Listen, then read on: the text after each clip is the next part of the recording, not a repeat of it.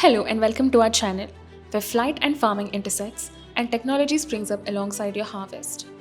Farming is no longer about seeds and soil. It's about efficiency, precision, and maximizing every drop, spray, and second. That's where drones fit in, not as flying toys but as useful solutions to actual problems farmers encounter every day. Envision this: acres of fields and a rainstorm in few hours. You have to spray pesticides. Rather than using elbow grease, a single drone deploys and is done in minutes. No spots missed, no wasted resources, no man exposure to chemicals. That's the difference. And that's just the beginning. Drones can survey crops for disease, stress, or infestations before they get out of hand. They assist with crop mapping, field analysis, irrigation planning, and yield prediction. In short, they enable farmers to make better, quicker decisions based on real time aerial data.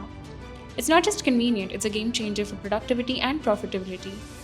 Now, if you're wondering what kind of drone you need, we've got the top options ready for you. For compact spraying needs, there's DJI Agras T10.